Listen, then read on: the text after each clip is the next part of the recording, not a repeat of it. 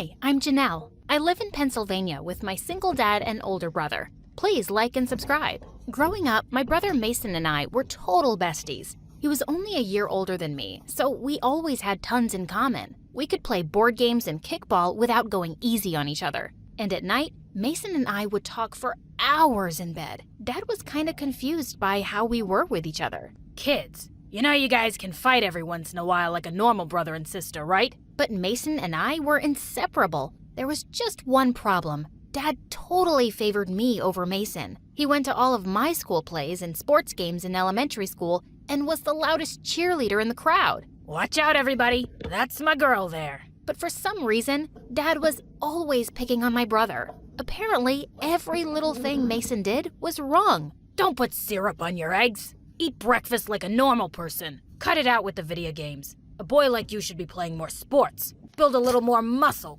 Mason was really skinny and small. People often thought I was way older than him. He would always come to me whenever Dad would upset him. Why does Dad hate me so much? What's wrong with me? Nothing's wrong with you. You're perfect. Dad's just weird. But halfway through 8th grade, I got a taste of what Mason was going through. I had a huge growth spurt, and suddenly, I was taller than all the boys and girls in my class. Everyone started acting like I was some alien. Have you ever bumped your head on the ceiling? What? That's not even possible. I can barely see past her chin. But Mason always came to my rescue when kids were annoying me. Who cares if Janelle's tall? She looks older and prettier than all of you. But deep down, I think Mason was relieved that my life wasn't perfect at school. At least we were more equal that way, because at home, Dad seemed to love me even more now because I was so tall. Tall people can get anything they want. She could be a supermodel or a basketball player. Endless possibilities. But then one day in 8th grade, a girl made a comment that made Mason snap in half. Her name was Alyssa, and she was new in my class. Alyssa was also a child gymnast who'd competed all across the country. Janelle, are you this kid's babysitter? How come he's always with you at school? Janelle isn't my babysitter. She's my sister. And I'm 14 for your information. I'm a year older than her. Mason stormed off, his eyes on fire. I hated being called Mason's babysitter too, but why did he care so much? That night, I noticed Mason scribbling away in a notebook after dinner, not looking up once while we watched TV together. Mason, what are you writing? Nothing. Don't look. But I couldn't stop wondering what Mason was hiding from me, and if he was okay. So after he was asleep, I crept into his room and reached for his notebook, and I couldn't believe my eyes. Mason had written tons of love poems for Alyssa. They were beautiful. I had to convince him to show them to her. Alyssa needed to know how sweet my brother was. But the next day, I found him in a corner of the playground, wrestling a bunch of guys while some kids cheered from the sides. Mason, what are you doing? We're having a wrestling match. Suddenly, I spotted Alyssa among the crowd. Was this how Mason was trying to impress her? And he was just getting his butt beaten. Hey, Mason, how about you wrestle your sister? Yeah, come on, Mason. Let's wrestle. Mason didn't look too happy about it, but I planned to make him win. 10 seconds into the match, he suddenly tripped over my shoe. He fell face first onto the ground, and it looked like I'd won instantly. How does it feel to lose to your own sister, dude? He literally fights like a girl. Mason turned bright red. He dusted himself off and glared at me. What's wrong with you? How could you humiliate me like that? I was gonna let you win, but you tripped. Mason walked away angrily to pick up his backpack, but I got to it first and pulled out his notebook. What do you think you're doing? Give that back. Look, I know it was wrong, but I read your notebook, okay? And I know you were just trying to impress Alyssa back there. If you really want to do that, do it with this. How dare you read that? And you don't know what you're talking about. I was just worried about you. You can be mad at me later, but come on. Just tell Alyssa you love her. She has to see these poems. Suddenly, someone snatched the notebook from my hand, and I turned around to see it was one of Alyssa's friends. And she was also standing right behind us with her mouth half open. Oh, we've got a lover boy here. Her eyes are so deep, I find myself drowning. What is this lameness? Mason snatched the notebook from him, and he gave me a look of hatred as he fought back angry tears and ran away. I felt terrible. This is not how I'd meant for things to go. It took Mason a week to even look at me. He forgave me eventually, but after that day, things changed between us. We didn't talk or hang out much anymore. Instead, I became best friends with Alyssa. She never mentioned the playground incident, but I was still hoping I could somehow set her up with Mason one day. We started hanging out all the time, and one day she even took me to her gymnastics practice. I was standing on the side when suddenly, Alyssa's coach pointed to me. Hey, you. Are you also a gymnastics student? Me? No. You have the perfect build for it. We have some extra costumes if you want to try out. Please, Janelle? It'll be so fun having you in my practice. I decided to give it a go, and it turned out I was really flexible. My tall, skinny frame, which I'd always hated, was actually perfect for a gymnast. Oh my God, you totally have what it takes. Janelle, you should train with me. And from that day on, I took up gymnastics training, and when I was good enough, I joined Alyssa's team. And of course, Dad was now obsessed with my newfound talent. He decided to become my manager and did everything in his power to connect me with agents and institutions that would help me get to the top. You need to compete in every national competition, Janelle. Who knows? In a few years, we'll be in the Olympics. I'm gonna make you a star, honey. Mason, on the other hand, decided to take on playwriting. Every day, he'd lock himself in his room and write for hours. Most of the time, we barely saw him. Eventually, he decided to apply to a fancy college for creative writing, and he got in. I was so proud of him, but unfortunately,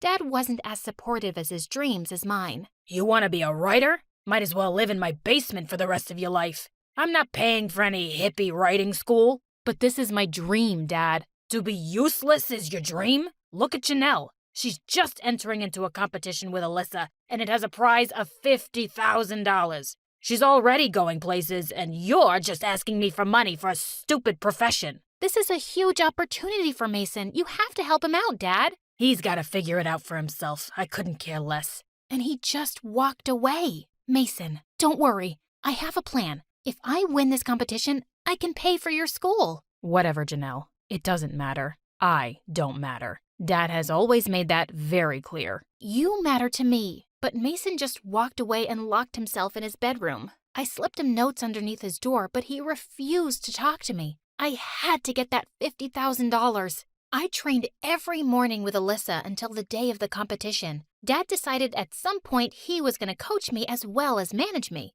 And he went crazy. 4 a.m. tomorrow, ladies. Last one to arrive runs 10 laps around the gym. Please, do something. I know it sucks, but I have to get that money for Mason. Let's go, come on. On the day of the competition, I waited by the gymnastic bars while Alyssa did her routine. This was it. Come on, Alyssa, you can do it. But just as I yelled, Alyssa slipped from the top bar and fell on her arm.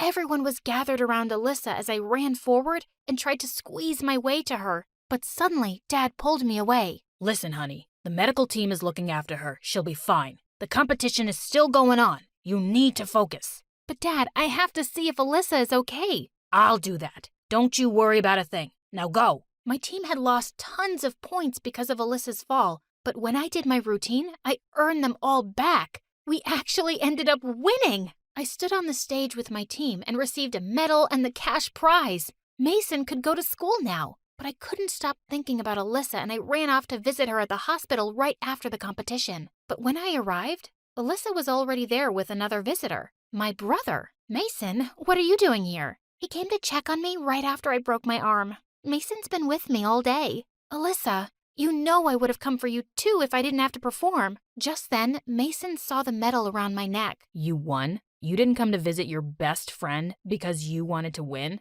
What? No, I wanted to win for all of us. You want to know why I fell, Janelle? The doctor said it was because of exhaustion. I've been competing all my life, but you and your dad pushed me so hard because all you two care about is winning at any cost. You're the reason I got hurt. But I never wanted this to happen to you. I was just trying to help Mason, but I guess I went too far. I left the hospital and ran as fast as I could to the gym. The lights were out and it was empty. I sat alone next to the bars and cried until my head hurt. Then suddenly my phone rang and it was Dad. How's my star winner? Your star winner is horrible. Alyssa broke her arm and it's all my fault. I put too much pressure on her. But look how you shone, darling. Alyssa caused you stress, and you performed better than ever in that situation. Are you kidding me?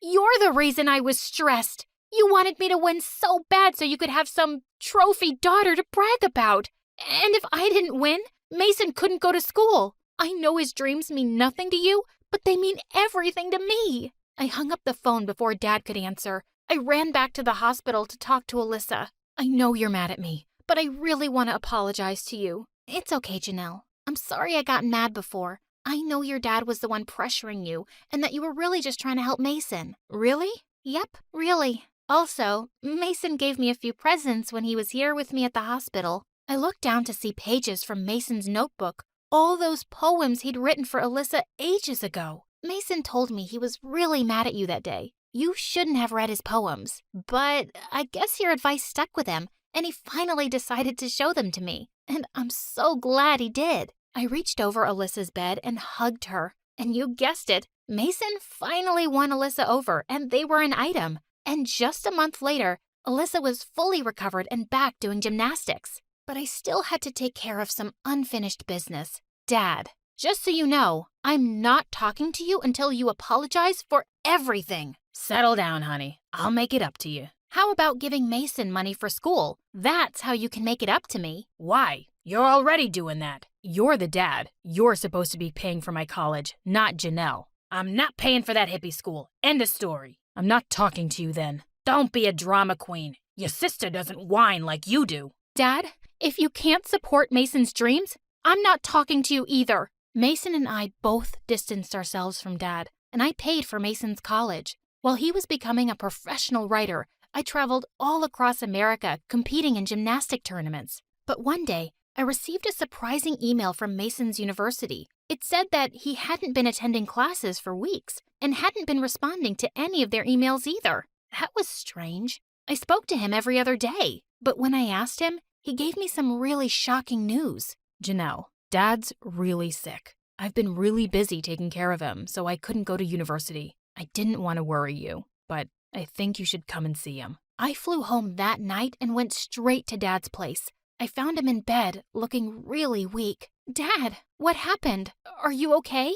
Oh, Janelle, you're here. And yeah, I'm okay. I'm so happy to see you. Mason has been taking real good care of me. He really has, Dad. He's missed some really important stuff at universities just so he could be with you. No, I just did what I had to do. He's my dad. You know, Mason, I've been thinking about some things for a while, and I'm really sorry I was so hard on you. I was only trying to push you to be the best, but I didn't have to. You were always a great kid. Thanks for apologizing, Dad. It really means a lot to me. And me too. I'm so glad you finally see how great Mason is, Dad. You two always looked out for each other, didn't you? I love you kids. We love you too, Dad. And Janelle, I know I don't say it as much as I used to, but you're my best friend, and I love you. I love you too. Am I the asshole for demanding my fiancé and his mom pay for a new wedding dress? Me, 26 female, and my fiancé, 28 male, have been engaged for 4 months. We're planning on having our wedding on October 18th. My future mother-in-law kept annoying me and sending me suggestions for choosing the right wedding dress and said that she knew better and tried to get me to approve of wedding dresses that she chose, and when she couldn't enforce her decision, she demanded I take her with me to buy my wedding dress so she could have an opinion. Before I went shopping, I asked her if she wanted to come, but started making excuses about how busy she was with my sister-in-law. So I went shopping with my mom, and I was able to find a really nice dress. I made some changes to it, and it was perfect. It arrived to my apartment at the end of the week, and I made sure it was stored in a safe place so it didn't get ruined. Yesterday, I got back from my mom's house, and I found that my fiancé wasn't home. Neither was the dress. I called him immediately, knowing that he must have taken it to show it to his mom, since she continuously asked to see it and refused to have me send her pictures of it. I was so mad when it was confirmed that my fiancé took it to show it to his mom, and he said he was going to be home in 30 minutes after he went to the supermarket. I waited for longer than I had to, and then when he arrived, I ran to get my dress that was buried underneath grocery bags. I took it to check on it, and its zipper was broken, and the dress itself was stretched out. I was was like, what the fuck happened to it? My mother-in-law must have tried it on because it looked ruined. I had to call my mother-in-law when my fiance told me his mom and sister took turns to try it on. I was absolutely livid. She told me she did nothing wrong and that I was making a big deal out of it. She said she'd get a replacement for the broken zipper, but I told her to pay for a new dress since it was stretched out and no longer fitting. She refused and said that I probably wasn't happy with my dress choice and wanted for her to pay so I could get a new one. My mom said she'd pay for fixing it, but I just hate it now that someone else wore it before me. I'm mad at both of them and seriously considering postponing the wedding. Do it. The mother and the sister, emotional incest. You tried on that wedding dress because you want to fucking marry your son. Husband, 24 male, is withholding my 23 female satisfaction until I lose weight. Husband and I have been married for about 9 months after dating for 2 years. We waited until marriage for mostly due to his religious beliefs. We were both excited for our honeymoon, but unfortunately things took a turn when he ended up unhappy with how I looked naked.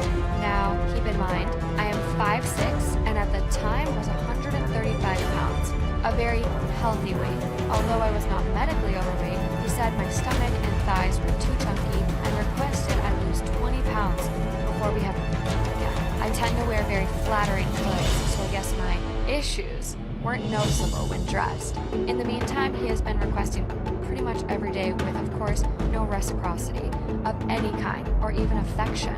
Since then, I've been working so hard to lose weight, but my husband still isn't happy enough with my appearance and accuses me of not trying hard enough. In the meantime, I'm hungry and grumpy from losing weight.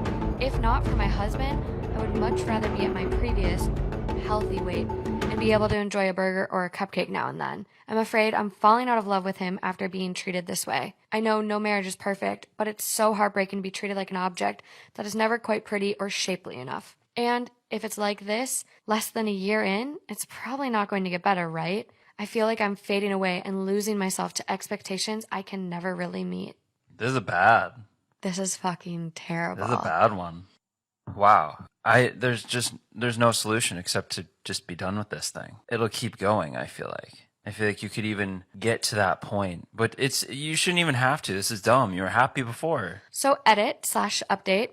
Something just snapped as I was reading all of these incredibly supportive responses, and only then did I realize how far my self-esteem has fallen, that I felt unworthy of love over not being underweight. Called my mom crying and told her everything. She's on her way to get me now, and I can stay with her as long as needed.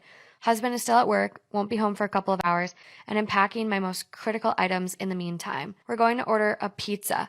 Pizza! Yes. Like all exclamations. I don't want to think too much beyond getting some space for a little bit, but we'll be looking into a lawyer to see if I can get an annulment or at least a quick divorce.